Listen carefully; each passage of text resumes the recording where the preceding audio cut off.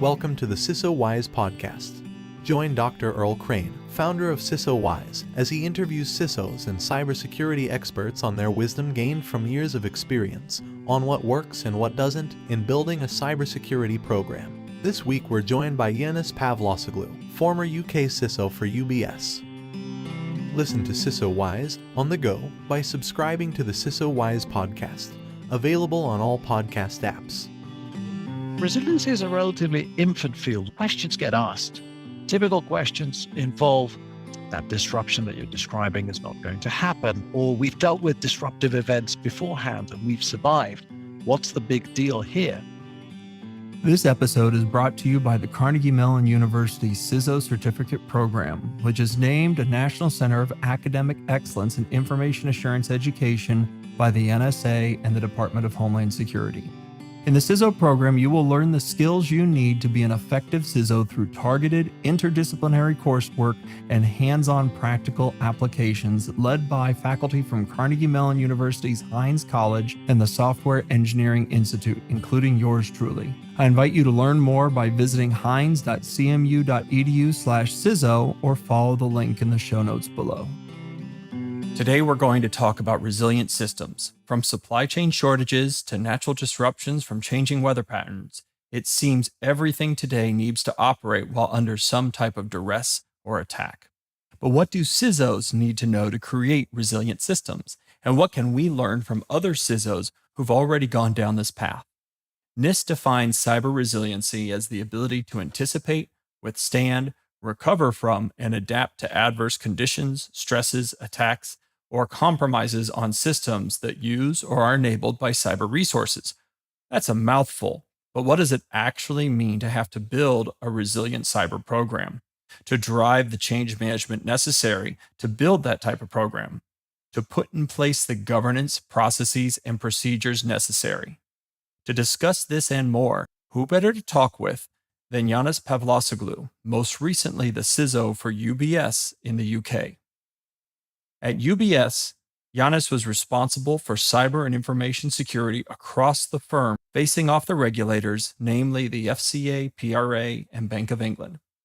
He led the creation and execution of the regional CISO office with key portfolio activities on frameworks and establishing governance. Yiannis oversaw security operations targeting UK business, education and awareness, threat intelligence, risk assessments, and architecture. Yiannis, welcome to the program. Earl, thank you for having me. It's a real pleasure having you here. Today, we're going to talk about something that's dear to your heart, and that's the role of the CISO in operational resilience. I wanted to see first if you could provide a general introduction and a background on your experience as a CISO. Sure, and what an intro. Thank you. So my name is Yiannis Pavlosoglou. I hold a PhD in information security, and I'm also a CISSP.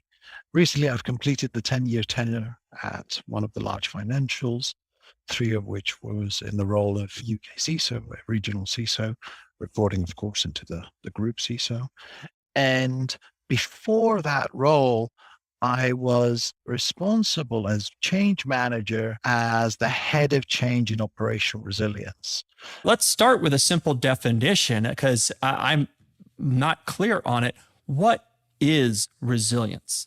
Resilience is being able to basically have a set of processes that when things don't go to plan, your organization is able to respond proportionally and have a response that makes sure that things continue as much as possible, of course, depending on the disruption, to tick along as they did beforehand. When you're looking at that, can you give any insights as you've built resilient organizations, what works and what doesn't? Good question. So if we look at things that work as typically a set of processes that interlink, are able to have oversight for the process as it operates, and also live and breathe an evolution. So they're not static processes. They're able to adjust, evolve, become better. And those processes tend to be at the core of what we do in security as well.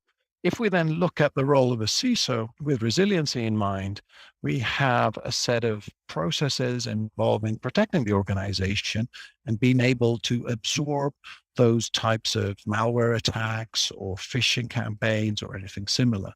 That is being resilient in the context of cyber and information security.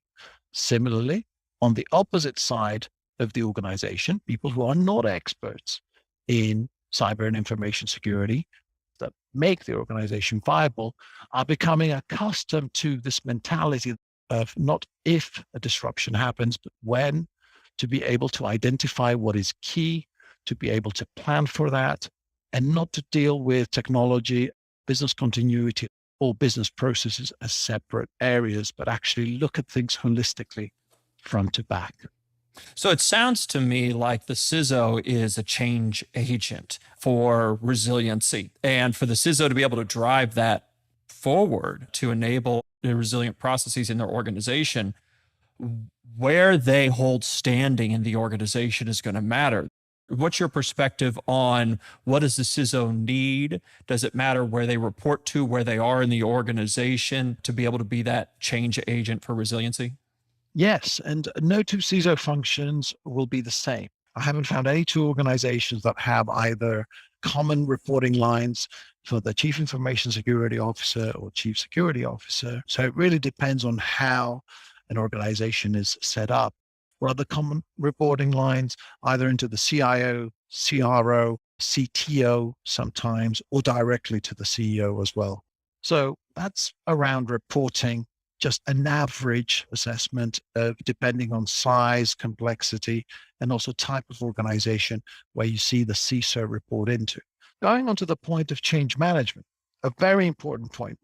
Any cyber program in an organization is a program of change. You need to have people that are not only good with cyber terminology, but also you need to have people that are trained on topics of change management. Questions like how much change can an organization absorb? What is the process of adopting a new technology? How to look at establishing processes and improving them. So it sounds like you've had some experience seeing successes in reporting structures or driving changes forward.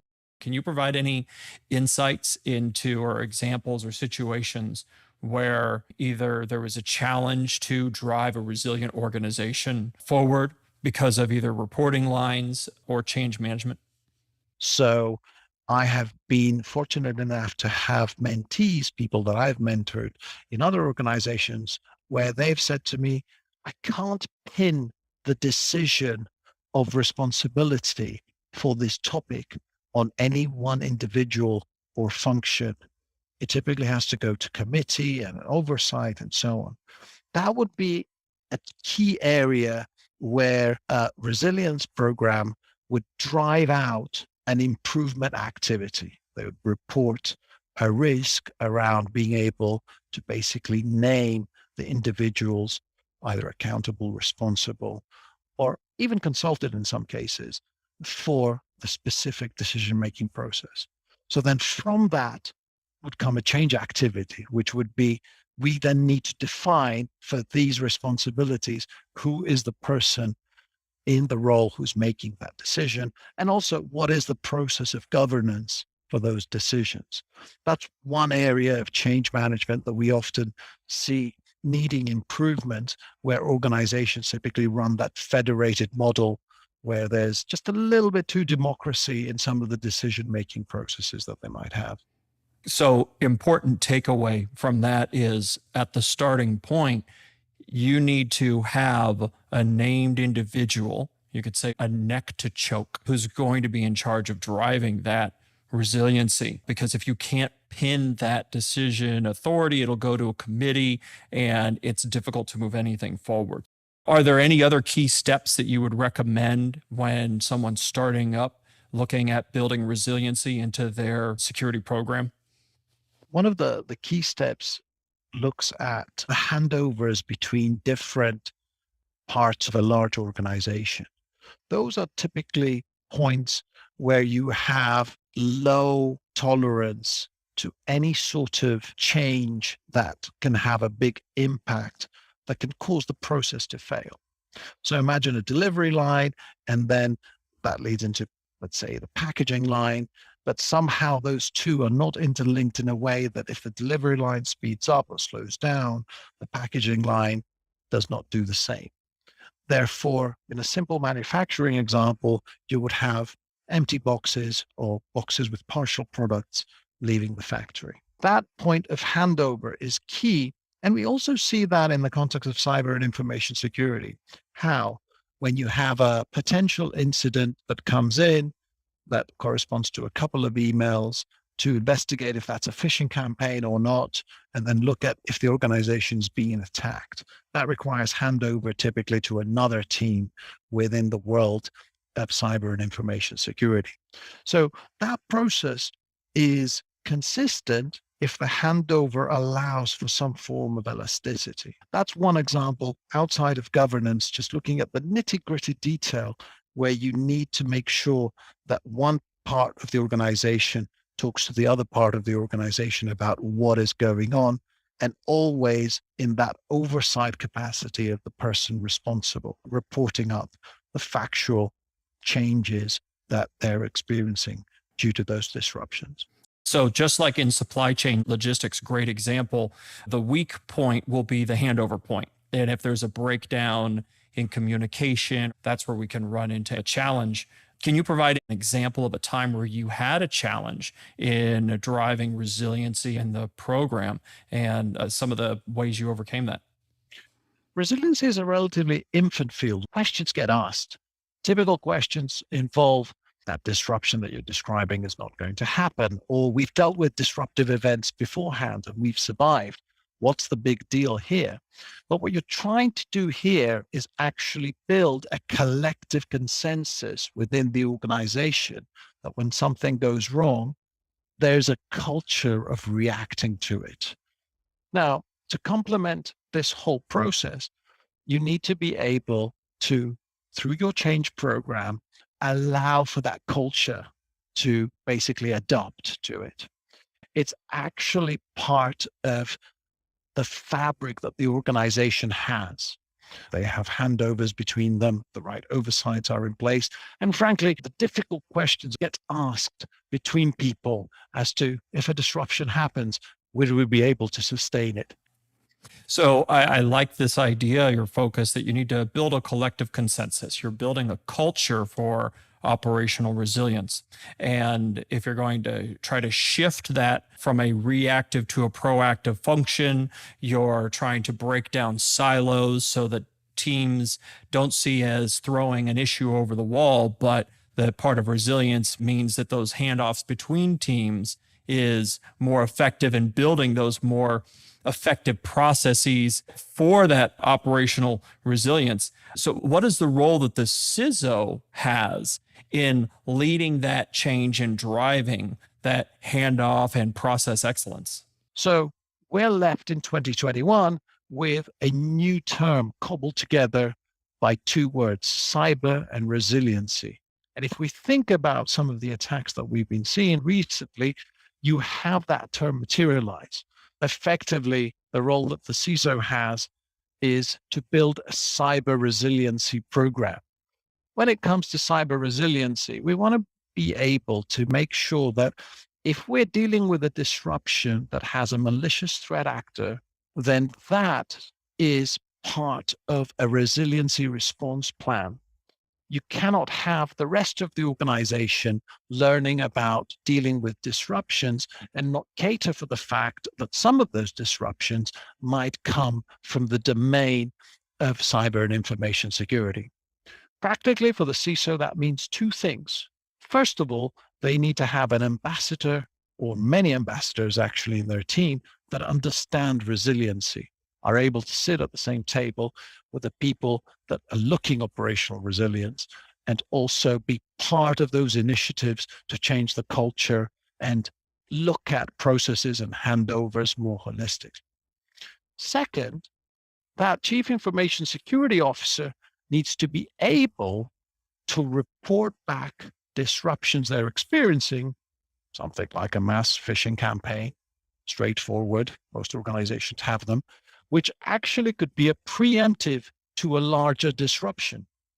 Attackers will often send an extortion email that then will be followed by a specific activity that involves DDoS, and then in some cases, a ransomware after that.